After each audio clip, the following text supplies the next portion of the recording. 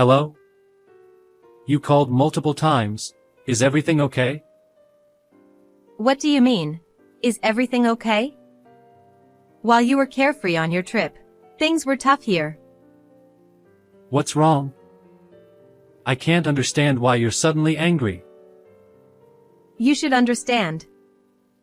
We're in the middle of a funeral right now. A funeral? Is it, by any chance, your father? Just come home quickly. And tell my sister, who's with you, the same. What are you talking about? Coming back with regret.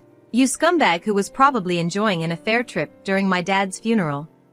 I spat out, then hung up the phone. I wonder what expression he'll have when he returns. I want to push him into hell quickly. I'm a 31-year-old housewife. I've been married for 6 years. I met my husband while working as an office lady. He was a salesman for a client company. After meeting several times for work, he approached me, and we started dating. I was drawn to his freedom, or rather, his confidence, and we ended up getting married. 2 years ago, at his request, I quit my job when we had a daughter, and now I live as a housewife. We live a bit far from my parents' house, so it's a bit disappointing that they can't see their cute grandchild often. My daughter, who just turned 2 recently, seems to have entered the terrible 2s. She's in a state that perfectly matches the terrible 2s, saying no to everything. Dealing with such a daughter is exhausting, but he leaves childcare entirely to me. I work hard outside to earn money, so you take care of the house. That seems to be his stance, perhaps influenced by his late father. Of course, as a housewife, I mainly take care of housework and childcare, but I want you to help a bit. It's sad for her to have so few opportunities to interact with her dad. So, are you going to help me with my work? It's unfair for me to do both work and childcare. Why do you think you became a housewife in the first place? While I can understand some of what he says, I didn't argue further. Recently, he has seemed quite busy with work, coming home late at night, and sometimes not coming home at all on weekends due to work. I'm tired from dealing with my daughter's terrible 2s, and he seems tired from work, leading to more arguments between us. Another thing that frustrates me is my 2 years older sister. Hey there. How are you? Sorry, but can you take care of my kid this weekend? What? Again? You forced me to take care of them last time too. I'm not your nanny, you know? Come on. I used to take care of you a lot back then, so I think of it as payback, right? It's okay occasionally, but not multiple times a month. Let me have a break too. Taking a break. You're a housewife, so it should be fine, right? If you keep complaining about this, your husband will get mad. So, see you this weekend. And just like that, I was coerced into it again this time. I ended up taking care of my 3-year-old nephew since it's not his fault. My sister doesn't seem to get along well with her husband. Since their divorce last year, she's been raising her child as a single parent. However, lately, she often leaves her child with me on weekends, so it feels like I'm doing half of the childcare. And Friday morning. Tomorrow, I'm supposed to take care of her child. It's become common recently, but my daughter and nephew don't get along well and often end up fighting. Feeling gloomy, I consulted my husband while having breakfast. My sister asked me to take care of her child for 2 days starting tomorrow. Can't you take them out somewhere? If they're at home, my daughter and nephew might end up fighting. Didn't I mention it? I'm going on a trip with my coworkers starting tomorrow. Sorry, but can you handle it alone? What? You didn't tell me. Recently, you've been working even on your days off. So occasionally, spend time with our daughter, won't you? I have obligations at work. And I've told you before, I'll leave the house stuff to you. Don't make me repeat the same thing over and over again. With that, he got angry and went to work. I couldn't help but shed tears, feeling like I was single-handedly raising our child. It feels like being a single parent. As I was doing housework at home, the doorbell rang. It was my sister. Sorry. It's sudden. But can you take care of the kids starting today? What? That's so sudden. We agreed it would start tomorrow, didn't we? Hey, you're being too selfish. Circumstances changed. It's just from 2 days to 3, so it's fine. Right. You're a housewife. You can take care of them alone for 3 days. Can't you? That's... The way you say it, it sounds like you know that my husband won't be here this weekend. How do you know? That's... You often say that he's always busy and rarely at home. So I just assumed it would be the same this time. Well then, take care. Wait a minute. Saying that, she hurriedly left. I felt a slight discomfort from her words, but I was too busy taking care of the kids to think deeply about it. Fortunately, my daughter and nephew were playing nicely without fighting. Just when I felt relieved that I could somehow get through these 3 days. It was a call from my mother.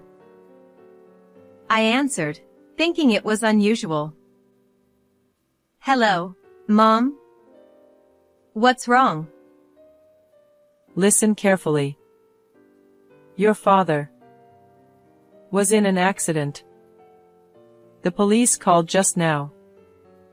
I'm going to the hospital now, so please come right away. Huh? An accident? Dad? Wait, is he okay? Forget that, just come as soon as you can. I'll contact your sister.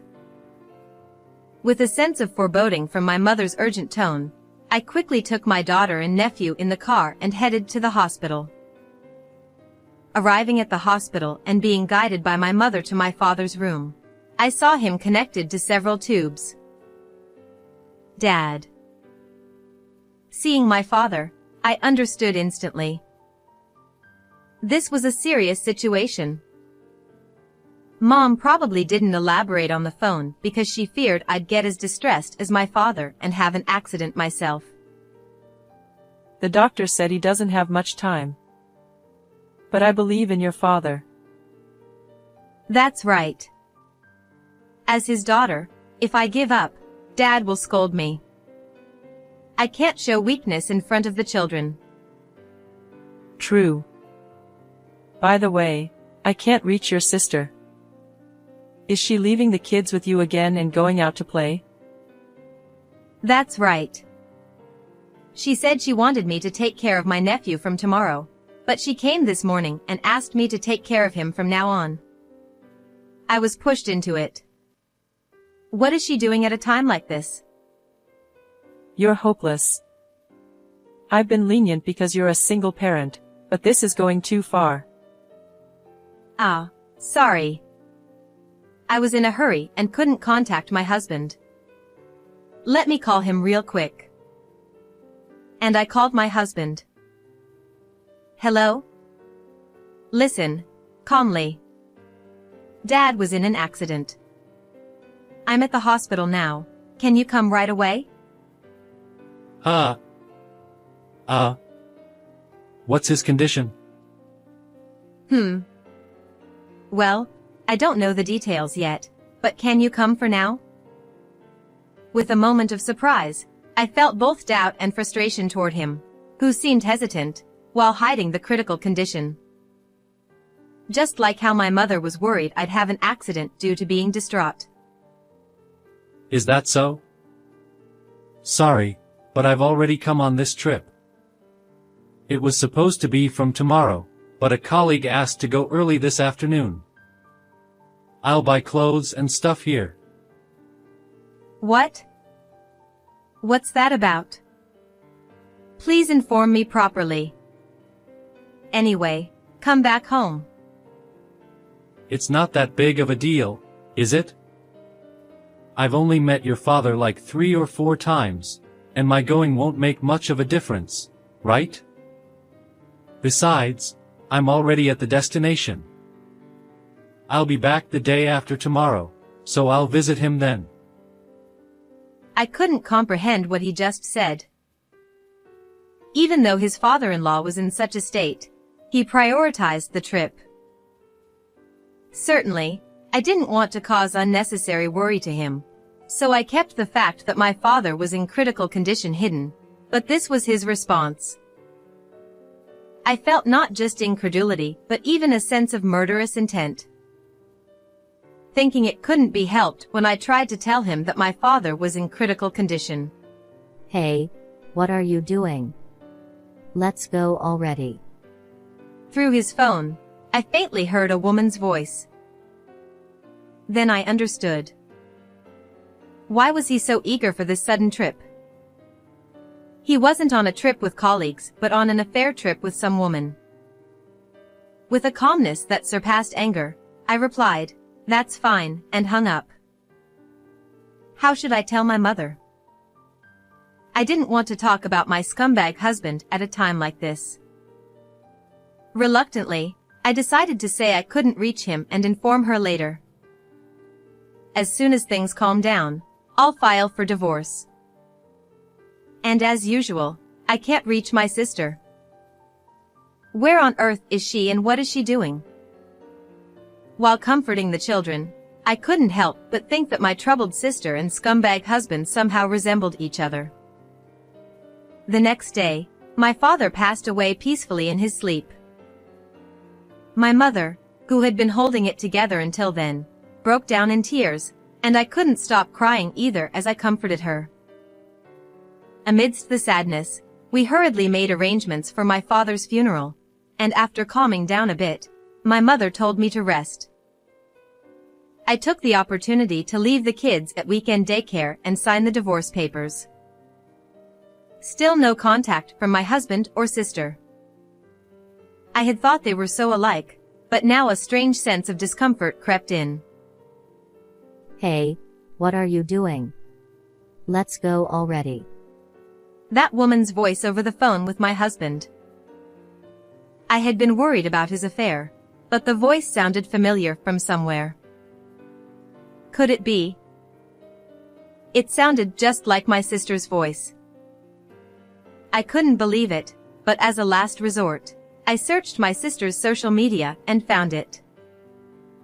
There were lots of photos of them enjoying their trip. In one of them, there was a reflection of my scumbag husband faintly visible on a window. Those two. They're the worst. With that, everything made sense.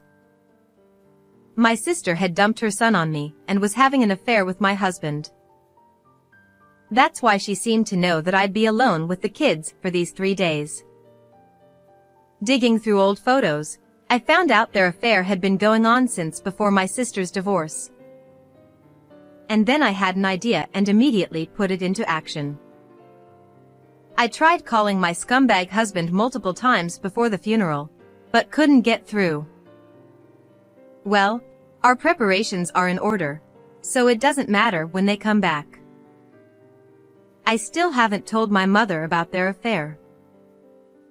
This is my revenge. I'll drag those two down to hell.